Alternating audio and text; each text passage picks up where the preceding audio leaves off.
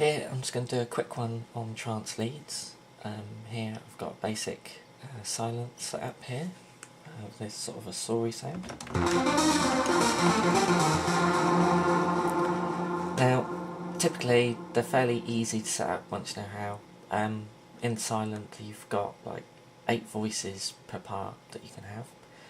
They're set to saws. Part A is tuned up, and part B is another octave higher.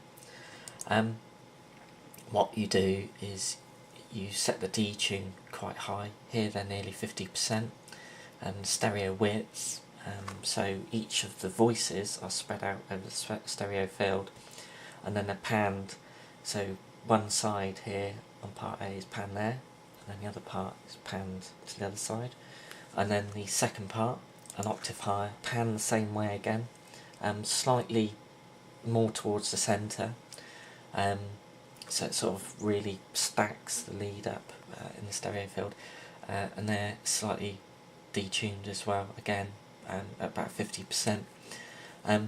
Separate filters on each, slight resonance on the higher one there, and a bit of drive as well to give the sounds a nice warm feel.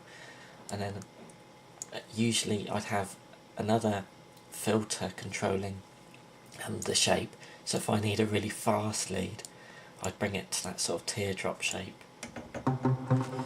so it can race a bit faster.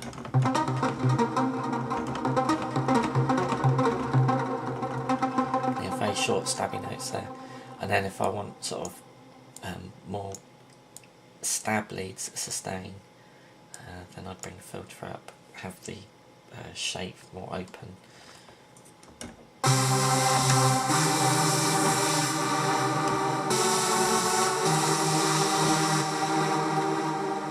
Effects wise, there's nothing going on in Sylenth there, they're all external. I'm using a large reverb that's shelved at the top end, so it's a more muted feel. Let's bring these down.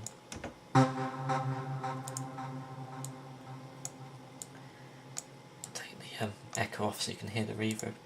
So you can hear it's like just a long sort of dulled effect in the background. The echoes are dotted 8s and an 8s as usual, quite low, 40% sort of from wet to dry there, and a fair bit of feedback.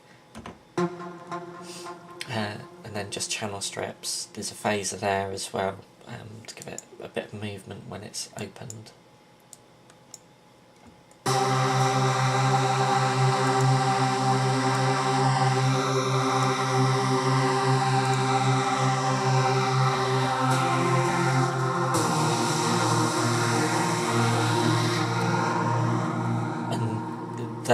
The phaser, I'd automate that parameter and then use that on builds and things like that, just to change the sound subtly as it's moving. So you've got filters opening through a track, they're all mapped, and then the phasers, again, just to add a little bit of difference to the sound, so to the listener it's like constantly changing and warping as it moves along. But they're not just stuck on there all the time.